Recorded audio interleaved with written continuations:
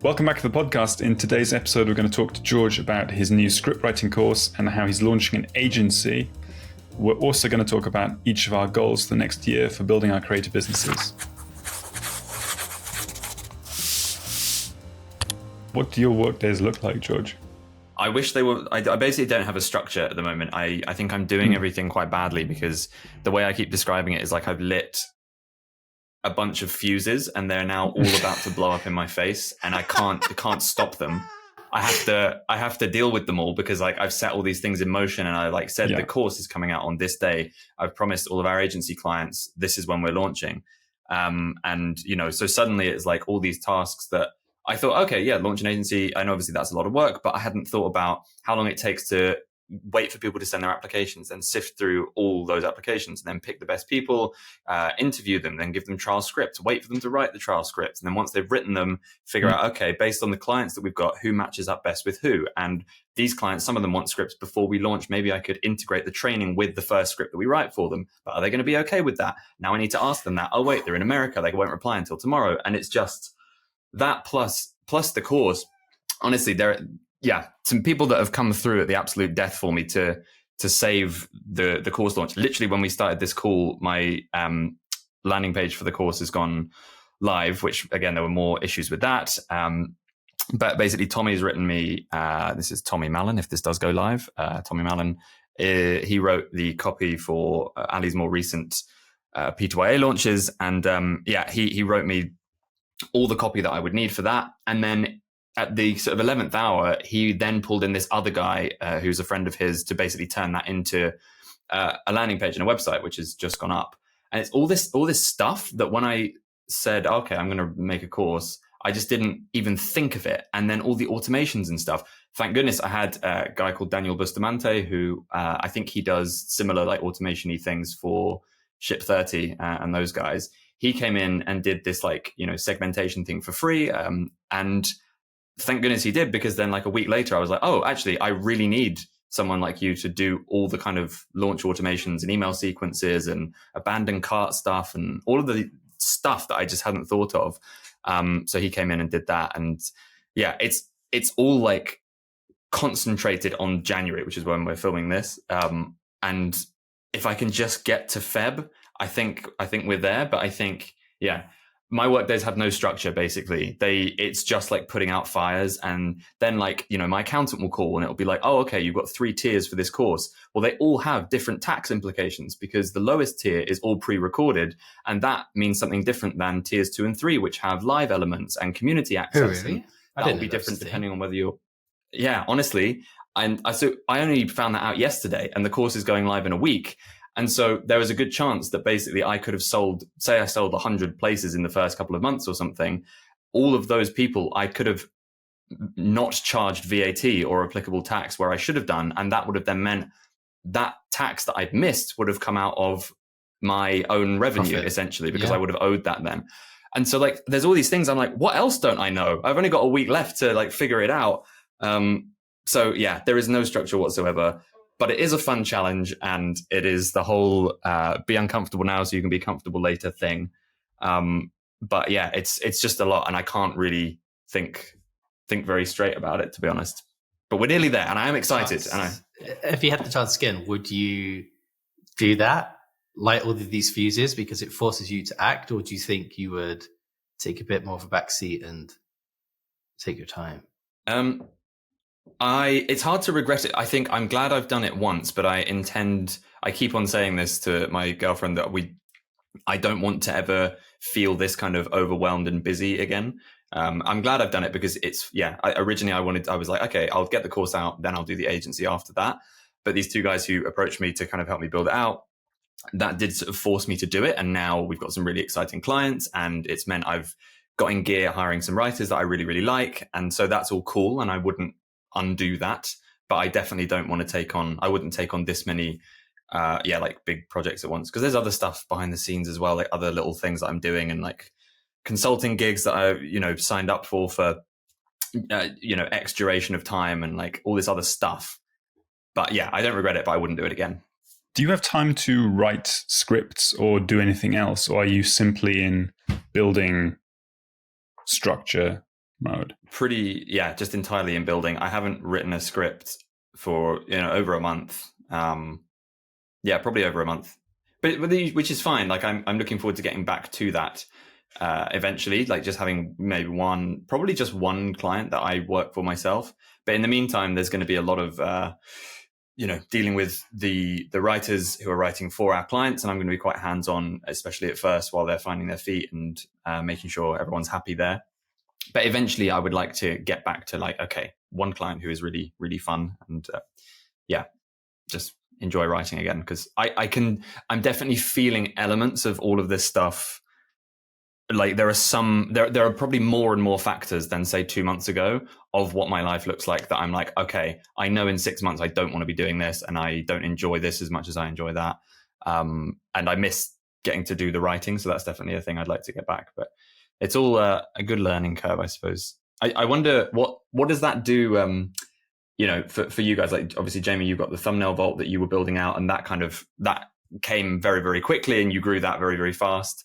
But I wonder with these like big, what this does, at the start of a new year when we're recording this, how that impacts your mindset about plans that you would have for the year and what you want to do with these like bigger projects. One thing is it reinforces in my mind the fact that if you're working with other people, complications compound. You need to do the communication and the interpersonal stuff, and that if you're doing a product, it's probably wise to start off by doing something that's very hands-off. Like, here is my thing that I've created. You can buy it.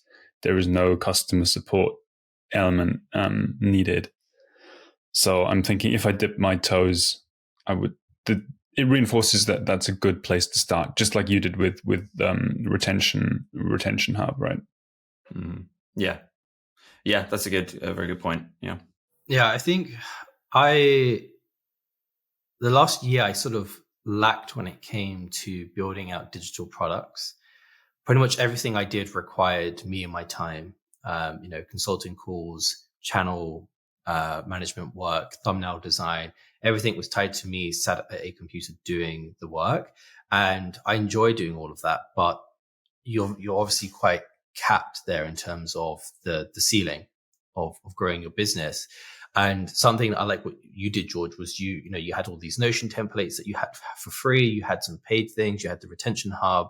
You've now got the course, which is going to be this standalone thing that once it's done, it's done. And you've spoken about how, well, that's already done and it hasn't even launched yet. And now you're going into the agency, which will be more hands-on and recurring, but you're obviously leveraging other writers. So, I think you've really done very well with the sequence of implementing those products and services. And so this year I've been thinking about how, what do I want to focus on? How do I want to approach that? So not everything, my entire business is relying on consulting or channel management work. And you might have seen out a tweet yesterday being like, if you have so many opportunities and paths that you want to walk down, how do you eliminate those options and sort of think clearly to find the right option or the right two options? Because I have so many ideas and things that I want to do. I don't really know what is the best option. And, I thought maybe, it's not important what direction I go in, but it's just that I build momentum as opposed to sat there overthinking, which is something that I've been quite guilty of. And I think one of my weaknesses last year is speed of execution. And intellectually, I've always known that speed is important. But I don't act on those things. I tend to think, how would I do this? And I get very then busy with channel management and consulting. And then I blink, and then other people have done that thing that I wanted to do. And I'm like, okay, this is a problem. And so, this next year that's what I really want to focus on, of like deciding what is the thing I want to build and then just executing as quickly as I can to get that launched. Yeah, I think even in the run up to recording, or rather releasing the first episode of this, like we'd been sitting on these episodes for 4 or 5 months, and then we saw somebody else kind of not doing something that similar, but it was like a big name doing something relatively, a cross section of the Venn diagram. And so that kind of forced us to be like, right, we're getting the first episode out by next week. And then again, that's the fuse is lit. And now we kind of, as much as we haven't gotten consistent out time of recording, releasing them, it has meant we've then released episode 2. And now we're talking about, okay, how do we bump these up? So yeah, I agree that speed is, very crucial. Yeah. I mean, for the people listening, you might not know, but we had 12, 13 episodes pre-recorded. We started in June. I think in April I had the idea for the podcast, and then it was around June we actually got started, and then we released episode 1 in December. We recorded them all, we edited everything, and it was just this bottleneck of I need to think of what the podcast artwork is going to be, and I need to think about the logo, and then Gwilym helped with the logo, and then we had to animate it and it's just there was 101 different things that we had to do. But we're all very busy. And so it always just sort of took a back seat. And then seeing someone else wanted to was talking about, maybe we should create a creator economy podcast like this. It was screw it. We've got to do it. We've got to just focus. And so I put everything aside for a week and just sort of really focused on ticking those final boxes so we could get this out. Yeah, I think it's the same with making videos to some extent. It's never the actual filming of the video itself that takes the time. It's the prep and the thinking before. And then once it is filmed, it's the editing and the thumbnail and the title. And you usually film in just a few hours, but it's that kind of getting it over the line that takes a long time, and things pop up that you haven't thought of. Mm-hmm. One of the things that I actually think I might focus on this next year is another podcast. I'm not leaving you two, don't worry. But I was thinking about going more into the podcast interviewing of creators, potentially. Sort of similar to what I did with both of you on my YouTube channel last year. We're kind of interviewing people, editing those down, and so they're really focused, creating interesting graphics on screen that relate to whatever the interviewee is saying. And the reason for that is the point that you made there, Gwilym, of filming the video is not the hard part. It's the scripting and thinking, what do I want to say? How do I want to say it? And for me, that sucks all of the fun out of making content. And because I am a YouTube consultant and I've been working in this YouTube world, I understand the level to which you need to be very methodical if you really want to optimize everything to be great, right? But because I'm doing this stuff as a career, I have to practice what I preach. And so I recognize how much time has to go into that. But it's not a priority for me at the moment to focus on making great YouTube videos. And so I then have two options of either really focus on making great YouTube content and drop everything else, or put out good content still, but it's just not hyper focused, which then could lead to people thinking, oh, he doesn't know what he's talking about. And so for me, that is the problem that I've had. And so I've realized that I love going on consulting calls with my clients because I get to sit there and help them create videos and just brain dump, and it all just flows out and it's great. But if you asked me to do that on a YouTube video, it would just be a mess, because I would have not had someone to bounce off of. I would have just been talking to a camera. And I love doing these podcast episodes with you guys because I just turn up and we talk and it's a conversation. And I thought, well, that's what a podcast is. So why can't I have that hour in, hour out of a podcast interviewing people? And it's just editing those videos, which is very simple to do. And then it's done. And that allows me to continue building a YouTube channel and leveraging everything that I know about creating content. So that's something I'm ruminating on for the next year, where I might build. Yeah, because there are a few podcasts already out there with that kind of model. Do you think you need to differentiate yourself, or do you think it's just enough that there's enough people out there interested in this kind of thing that you can start a new one? Well, there's two things. I think that podcasting still is very, very early. It obviously has been around for quite a while. I think that podcasting has a lot to grow, and I think the creator economy has very far to go. And so I don't think I'm late. But going back to what we spoke about before, like having ideas and wanting to create something, but not necessarily doing it, the podcasts that are out there that are doing those things are somewhat new in sort of like the last 9 months. Whereas I had this before I'd even started the consulting, this is like end of 2021 when I was sort of in the creator economy space. I wanted to do it. And so through not executing, individuals have come along, started to build in that space. And so I do believe I can essentially catch up. And so I could differentiate in other ways, but I don't feel like that is as important as just getting going. Yes, something I really like the idea of is something similar. So most podcast episodes are one-offs, right? Hey, Paddy Galloway, talk to me about how you work with Mr. Beast. And they talk for an hour and it's really great and everything's packed in and that's it. What I would like to see, and what would probably be more tricky because the person is giving away more value, is like a 3-part episode series, like Huberman does with like the sports scientist Andy Galpin, where they go through and do an hour on each topic, like how to improve endurance, how to improve recovery. If someone did like a 3-part series where first one is titles, second one is thumbnails, third one is, I don't know, scripts or something, that might be one way of differentiating.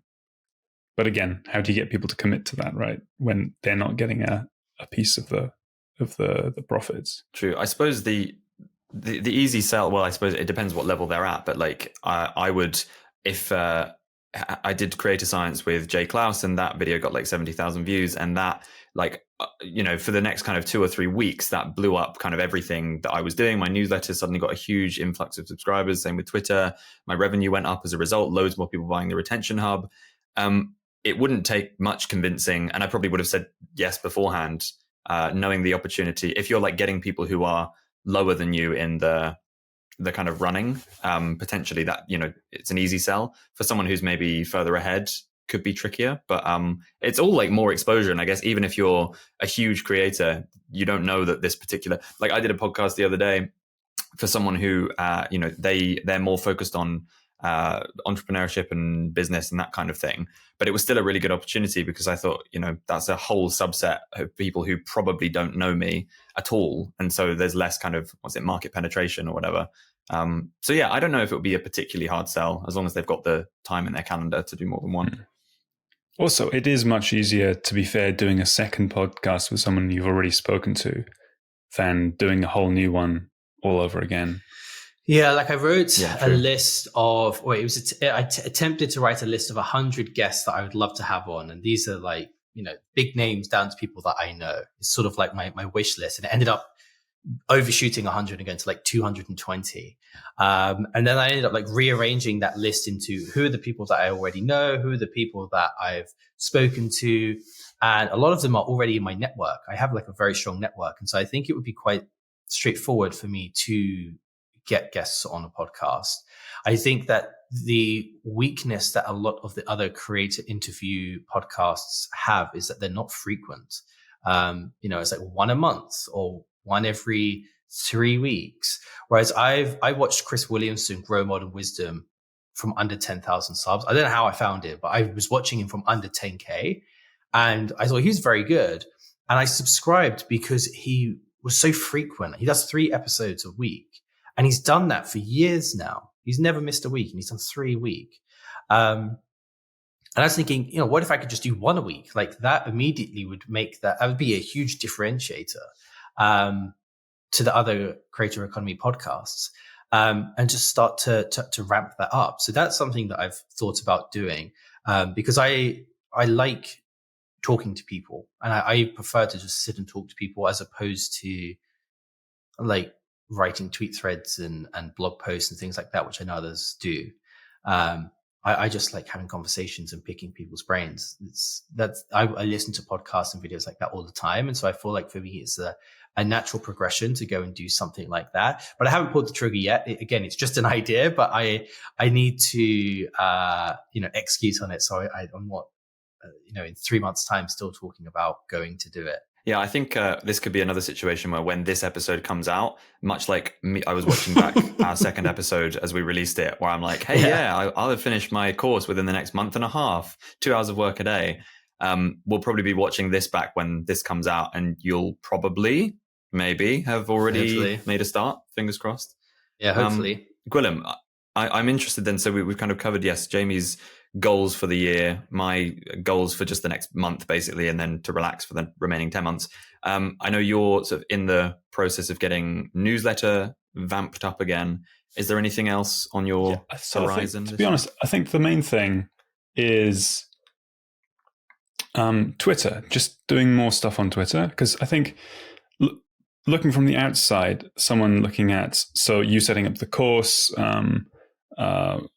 various products, various other things, interviews, correct me if I'm wrong, but I feel like the driving force behind it is Twitter, having that engagement, making those contacts, having people reading your things on a regular basis, and that's like one of the main engines that drives the whole business. Is it correct or not? I would say yes. Yeah. So I think that's just a good starting point. I think I don't execute fast. Just like Jim was saying, it's like the not executing fast on things that come into your mind because you overthink them.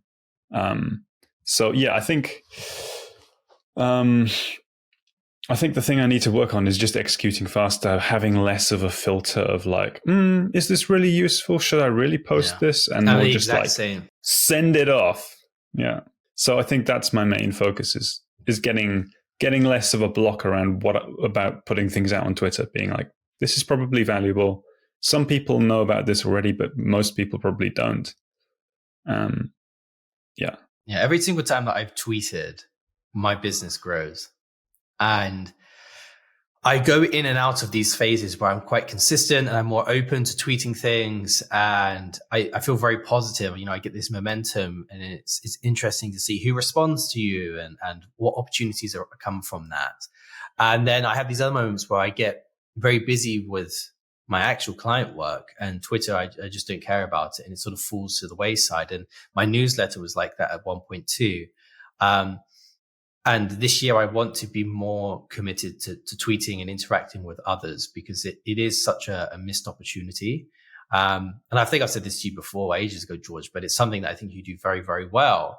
Because when you sort of started this, you're doing the Creatorpreneur Twitter account with Ali. And I remember you being like, I'm just sort of learning about Twitter now. Like, what's the hashtag? How do you do it? And then very quickly, you started your own Twitter account and you've grown it to like nearly 6,000-7,000 followers now. And you're quite consistent with it, and your tweets are very good. And a lot of your business and network has grown because of that. And so just like Gwilym, I think this year I really want to kind of get over that. I've got to put out something. Again, it's like the YouTube channel. Like, I've got to put out something that's very highly valuable, as opposed to let me just be myself and just talk and tweet and what have you.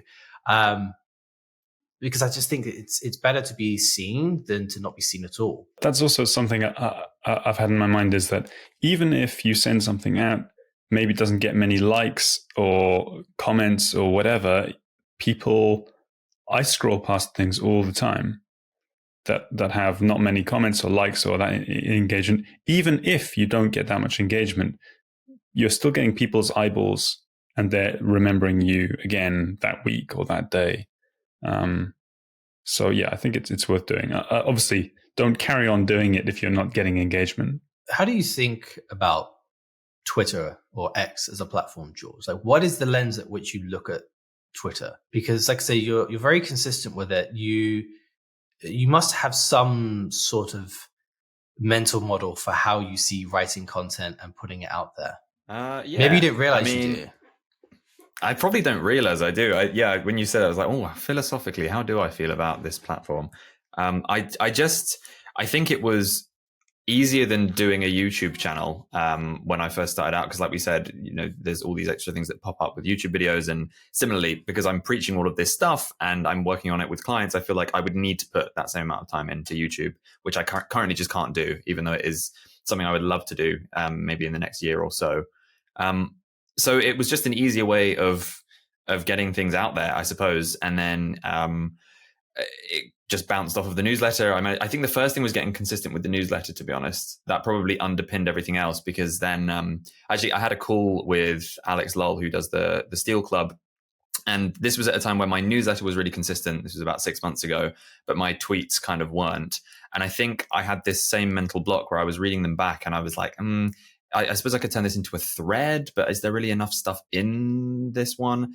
And then I remember he just kind of like went through one example of one of my newsletters and he was like, this is a tweet, that's a tweet, that's a tweet, that's a tweet. You got 5 tweets at least per week from each newsletter. That does you from like Monday to Friday. And then the other 2 days of the week, I always do a like pre-newsletter tweet and a post-newsletter tweet. So it's kind of a self-reciprocating cycle. It's gone off the burn a bit because of all the core stuff and all of that I had a, near breakdown about at the start of the episode. But now I've also got someone in to basically help do that stuff for me. So she goes through, I write my newsletter like normal.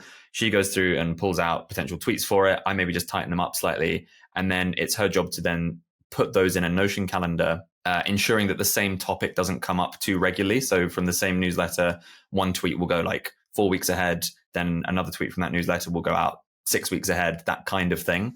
It's still not robust yet because of all this other stuff. But that's just like a really simple way that I basically, in theory, am getting closer to not ever having to write a tweet. I just write a newsletter every week and then Twitter takes care of itself. Question. So 2023, George, what would a typical scenario look like when George is posting a tweet? Is he walking down the street? Is he sat at his desk having scheduled it? Start of 2023, George was trying to tweet every day, but didn't have a system. So it would be like, I'd get on a train after football and I'd be on the way home and I'd be like, oh, okay, got to say something insightful quick because it's going to be the end of the day soon. Then middle of the year, George, is, I think, because like I say, it all stems from the newsletter. And most of the time, the newsletter, I've done maybe 1 or 2 sit down brainstorms. What could be some things I should talk about in my newsletter? But most of the time, it's something that comes up through context, like we're releasing a podcast episode. So naturally, it's going to be about that. Or it's just stuff that comes to me as I'm walking around, maybe. And I might have to consciously be thinking, okay, I've only got 2 more weeks of newsletter ideas. What else could I talk about? And usually just that thought process while just walking is enough. And then I just write it down.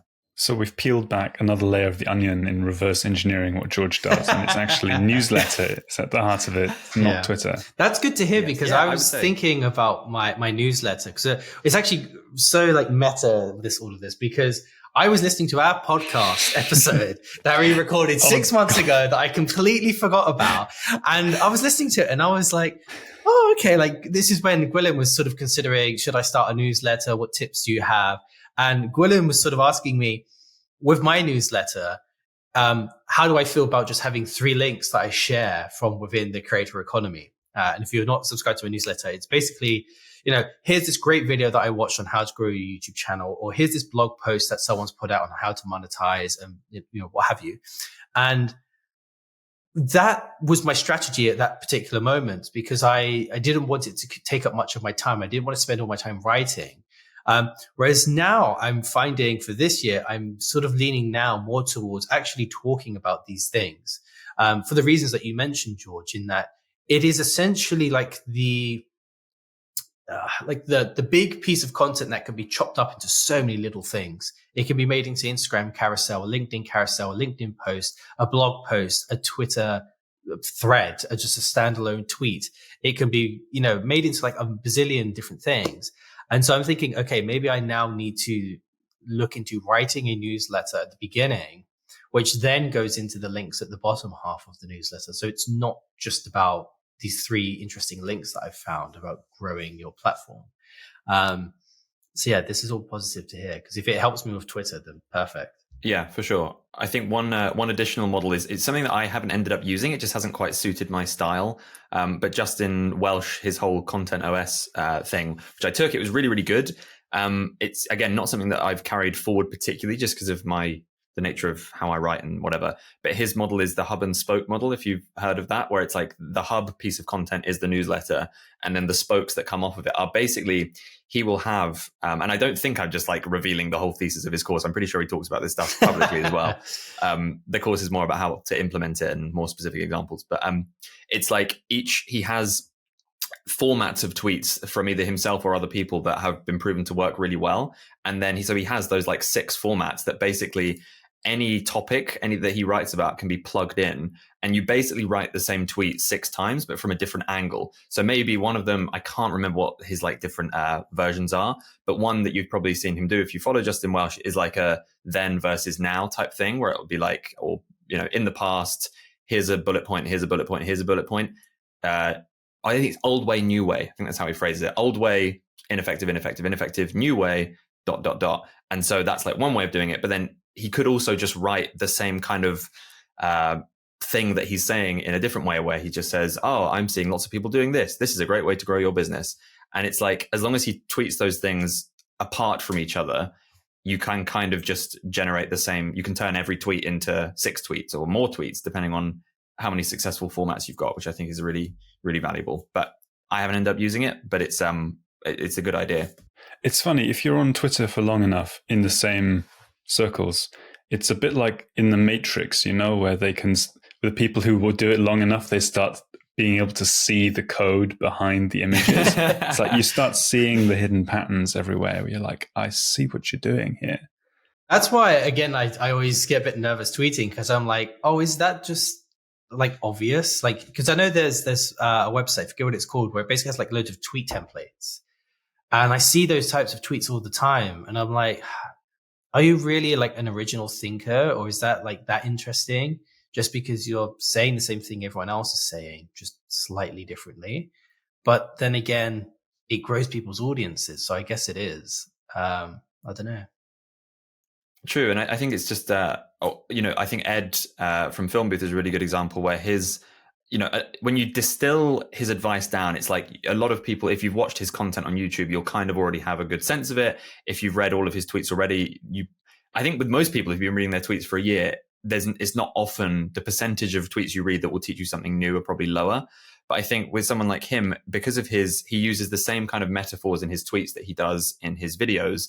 And it's like for new people just landing on his page, they might have learned this fact somewhere else, but how easily does it stick in their mind? How well will they implement it based on having read it once, having read it from him versus reading it from someone else? They'll probably implement it and remember it more from him because of the way he talked about it. So yeah, I think you probably are overthinking it to a point. And further to that, just while I'm on a rant, like I think you basically can, if you can tweet relatively consistently for a year, then you can basically but you can rewrite those same tweets again the next year, because you're going to have an exponentially larger audience. The portion of people who were on Twitter at the time you tweeted that last thing maybe got 50 likes.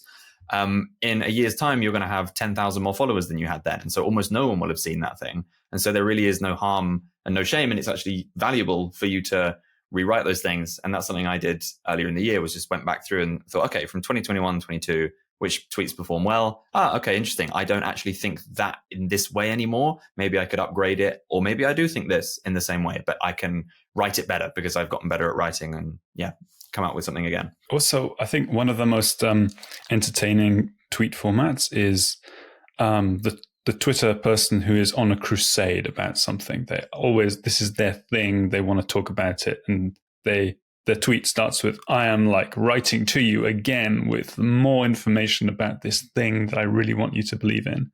And it's always, there's something funny. There's something almost inherently funny and engaging about someone shouting into the ether, like, I still believe this thing.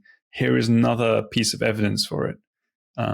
So if someone can get clear on what their kind of message or goal is, I think that's also a good source of content. Yeah, I've seen a general marketing piece of advice, which is that you should try and associate yourself with an idea or a word.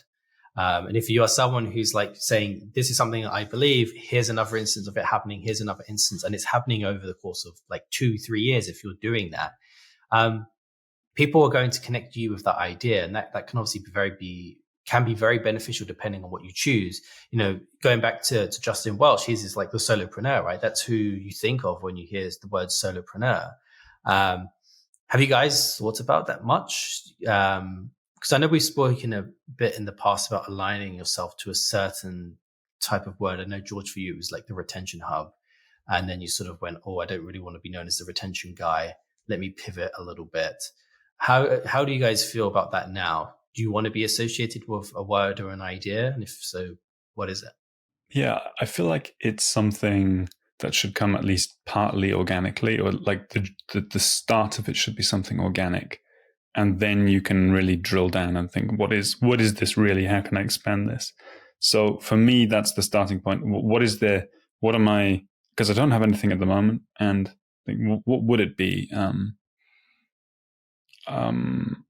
So yeah, no, work in progress.